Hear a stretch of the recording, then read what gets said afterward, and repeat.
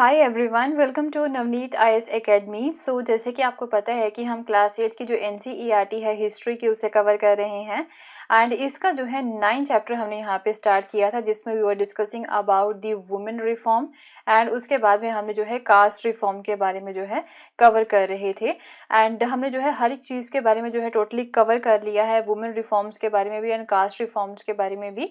तो आज हम यहाँ पे थोड़ा सा जो है ना डिफरेंट जो रिफॉर्म ऑर्गेनाइजेशंस थी उनके बारे में हम यहाँ पे बात करेंगे एंड उनका जो है मेन मुद्दा क्या था कि इस चीज़ के ऊपर वो काम करते थे एंड जो है क्या उसका प्रभाव रहता है, राइट। तो वही सारी चीज़ें जो है आज हम यहाँ पे कवर करेंगे एंड उससे पहले जो है मैं आपको बता दूं कि ये जो है मेरे टेलीग्राम चैनल का लिंक है, इस पे आपको जो है daily news articles to read जो है the Hindu and Indian Express के उसकी इंफॉर्मेशन मिलेगी। लिंक इसका जो है वो नीचे मैं डिस्क्रिप्शन बॉक्स में भी दे चुकी हूँ एंड डायरेक्टली वहां पे जाके आप इसे फॉलो कर सकते हो। एंड अगर आपको जो है 9 चैप्टर के प्रीवियस पार्ट्स को कवर करना है तो उसका जो लिंक है ऊपर मैं आई बटन पे दे दूंगी, वहां से जो है आप इसे कवर कर सकते हो।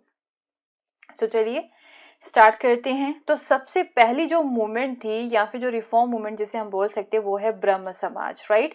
तो ये जो टॉपिक है ना ये आपके लिए बहुत ज़्यादा इंपॉर्टेंट है, ये वाली वीडियो जो है ये आपके लिए बहुत ज़्यादा इंपॉर्टेंट है। जैसे कि आपको पता है कि जो रिफॉर्म मूवमेंट्स है ना उसमें से क्वेश्चंस जो है ना वो हमेशा ही यूपीएससी पूछती है, मोस्टली जो है वो पूछती ही है यहाँ पे। तो अगर प्रीलिम्स की बात करें तो राइट एंड जो है ये आपके लिए बहुत ज़्यादा इंपॉर्टेंट रहेगा क्योंकि यहाँ पे जो है ना हर एक जो रिफॉर्म मूवमेंट्स है ना उनके बारे में हम यहाँ पे कवर करेंगे। सो सबसे पहला जो ब्रह्म समाज है, ब्रह्म समाज जो है इसे 1830 में जो है बनाया गया था।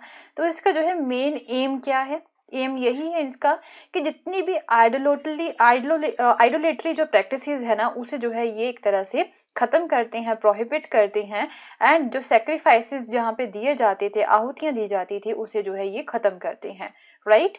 एंड ये जो उपनिषद में जो है ये बिलीव करते हैं एंड इवन वो ये भी बोलते हैं अपने मेंबर्स को कि जो दूसरी रिलीजियस प्रैक्टिसेस है ना उसे आपको क्रिटिसाइज नहीं करना है, सबकी यहाँ पे रिस्पेक्ट करनी है। बट हाउएवर जितनी भी आइडोलेटरी फॉर्म जो होती है ना उन्हें जो है ये एक तरह से प्रोहिबिट करते हैं कि वो बोलते हैं कि जरूरी नहीं कि आज जो है मूर्ति पूजा यहाँ पे करनी है, तो भगवान जो है हर जगह पे अवेलेबल है। So it critically Drew upon the ideals of religions and specially of the Hinduism and Christianity. तो इन्होंने क्या किया था कि जितने भी रिलीजन्स है ना उनके आइडियल्स को काफी क्रिटिकली जो है उन आइडियाज को सामने यहाँ पे रखा था, स्पेशली हिंदुइज्म एंड क्रिश्चियनिटी के उनके नेगेटिव एंड पॉजिटिव डायमेंशन दोनों ही यहाँ पे सामने रखे थे, लोगों को समझाने की कोशिश करते थे, राइट। उसके अलावा जो है नेक्स्ट आ जाता है आपका डेराजियो एंड यंग बंगाल मूवमेंट।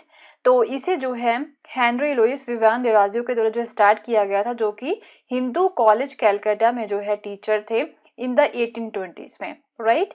तो ये क्या करते हैं, इनका एम क्या है, ये काफी ज्यादा उग्र आइडियाज जो होते हैं, रेडिकल आइडियाज को जो है ये प्रमोट करते हैं एंड अपने बच्चों को जो है ये एक तरह से इनकरेज करते थे कह के कि हमें जो है ना जितनी भी अथॉरिटीज हैं यहाँ पे, जितनी भी रिलीजन है, जितनी भी अथॉरिटीज है ना सभी को क्वेश्चन करना है। मीन जो है हमें लॉजिक के बेस पे यहाँ पे चलना है, तर्क के बेस पे हमें यहाँ पे चलना है।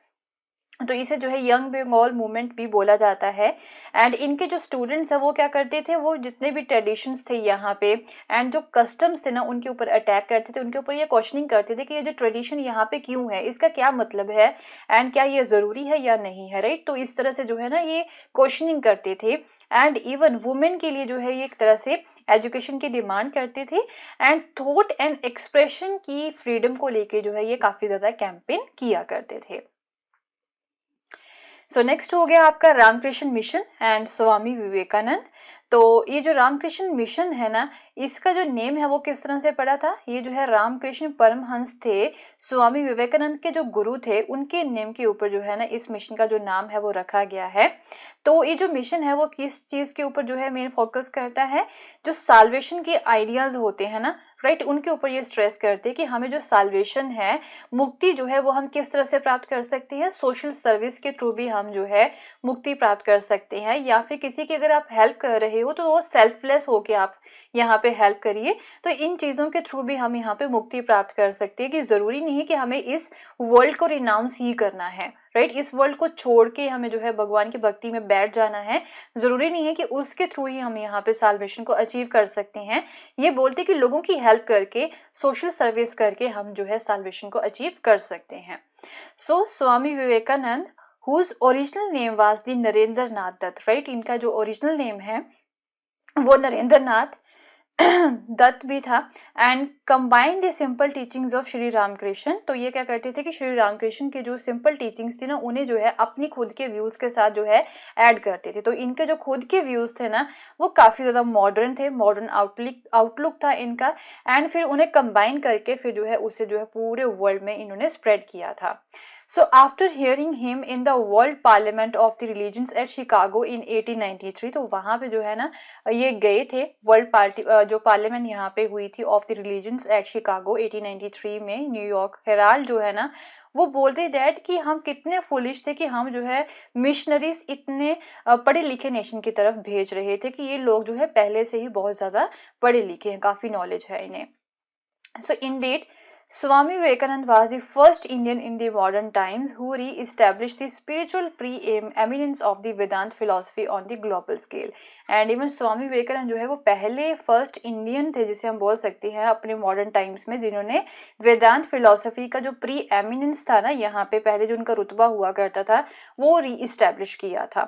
But his mission was not simply to talk of religion. तो ऐसा नहीं है कि इस मिशन का जो है मेन यही एम था कि वो रिलीजन की ही बात करते थे, वो जो गरीबी थी ना यहाँ पे हमारे देश में उससे भी काफी ज्यादा दुखी होते थे, एंड जो कंट्री के मैन है ना उनकी जो दया वाली सिचुएशन थी ना उसे देख के भी जो है ये काफी ज्यादा दुखी होते थे, एंड उनके लिए भी जो है ये काम करना चाहते थे। सो ये बिलीव करते थे डैड कि एनी रिफॉर्म, कोई भी रिफॉर्म जो है तब जाके सक्सेसफुल होगा जब हमारे इंडिया के जो मासेस हैं, यहाँ के जो गरीब लोग हैं ना उनकी कंडीशन यहाँ पे सुधर जाएगी, तब जाके कोई भी रिफॉर्म जो है वो सक्सेसफुल हो सकता है। अदरवाइज जो है रिफॉर्म को यहाँ पे हम सक्सेसफुल नहीं मान सकते हैं जब तक जो आम मासेस की जो कंडीशन है वो अपलिफ्ट नहीं होती है। सो अब क्या था, उनका यही कॉल थी इंडिया के लोगों के लिए, to rise above the narrow confines of the religion of the kitchen and come together in the service of the nation। कि ये जो रिलीजन के बेस पे आप डिवाइड हो चुके हो उससे बाहर निकलिए एंड जो है नेशन की सर्विस के लिए आप सामने आइए। तो इस कॉल के थ्रू जो है ना एक्चुअल में वो जो नेशनलिज्म उस समय में यहाँ पे राइज हुआ था उसे एक तरह से सपोर्ट करने की कोशिश कर रहे थे, एंड जो है एक तरह से कॉन्ट्रीब्यूशन देने की वो कोशिश कर रहे थे। बट हाउएवर ओनली नेशनलिज्म की तरफ ही फोकस करना उनका जो है ये नैरो कंसेप्शन नहीं था। So he was convinced that many of the problems facing the mankind could only be overcome if the nations of the world come together। तो बोलते कि ओनली लोगों के इकट्ठे होने से यहाँ पे एक तरह से कोई भी प्रॉब्लम सॉल्व नहीं होगी। जो डिफरेंट जो नेशंस है ना, डिफरेंट कंट्रीज है, उन्हें आपस में लड़ने की बजाय जो है इकट्ठे हो जाना चाहिए, एंड सो डैट की पूरी जितनी भी मैनकाइंड की प्रॉब्लम्स है ना उन्हें यहाँ पे सॉल्व किया जा सके। So therefore his exhortation to the youth was to unite on the basis of common spiritual heritage। तो बोलते हैं यूथ को कि आपको जो है कॉमन स्पिरिचुअल हेरिटेज के बेसिस पे जो है यूनाइट होना होगा, एंड इसकी वजह से, इस कॉल की वजह से जो है स्वामी विवेकानंद जो है ना वो एक नई स्पिरिट के सिंबल बन जाते हैं, एंड फ्यूचर में जो है ना स्ट्रेंथ को गेन करने का एक वो सोर्स भी बन जाते हैं। उनके आइडियाज को पढ़ के जो है ना एक स्ट्रेंथ जो है ना वो फ्यूचर जनरेशन को मिल सकती है। सो नेक्स्ट है प्रार्थना समाज। इसे 1867 में जो है इस्टेब्लिश किया गया था बॉम्बे में। तो ये जो प्रार्थना समाज है इसका एम क्या है, जो कास्ट रिस्ट्रिक्शंस थी ना यहाँ पे उसे रिमूव करना है, चाइल्ड मैरिज को एबुलिश करना है, एंड वुमेन की एजुकेशन को इनकरेज करना, and the ban on the widow remarriage, right. जो बैन था ना यहाँ पे कि जो विडोज है वो दोबारा से मैरिज नहीं कर सकती हैं उसे खत्म करना, तो इस चीज के ऊपर जो है ये फोकस करते थे। एंड इनकी जो रिलीजियस मीटिंग यहाँ पे हुआ करती थी ना वो सभी तरह के धर्मों को लेके यहाँ पे हुआ करती थी, Hindu, Buddhist and Christian text जो है ना सभी से ये जो है एग्जाम्पल्स दिया करते थे, उनके ऊपर डिस्कशन जो है ये किया करते थे। सो नेक्स्ट हो गया वेद समाज। तो इसे जो है मद्रास में 1864 में जो है इस्टेब्लिश किया गया था। सो वेद समाज जो है इसे ब्रह्म समाज से जो है इंस्पिरेशन मिली थी, एंड ये जो है कास्ट डिस्टिंक्शन को एबोलिश करने के लिए काम करता है, विडो रीमैरिज को जो है प्रमोट करता है, एंड वुमेन एजुकेशन को ये प्रमोट करता है। एंड इसके जो मेंबर्स हैं ना वो एक ही भगवान में बिलीव करते हैं, and they condemn the superstitions and rituals of the Orthodox Hinduism. तो जो सुपरस्टिशंस होते हैं, जो वहम डाले होते हैं यहाँ पे ऑर्थोडॉक्स हिंदुइज्म के द्वारा, उनके द्वारा जो रिचुअल्स यहाँ पे परफॉर्म किए जाते थे पहले, तो उन्हें जो है ये कंडेम्ड करते हैं, राइट। तो ये इनका मेन एम है।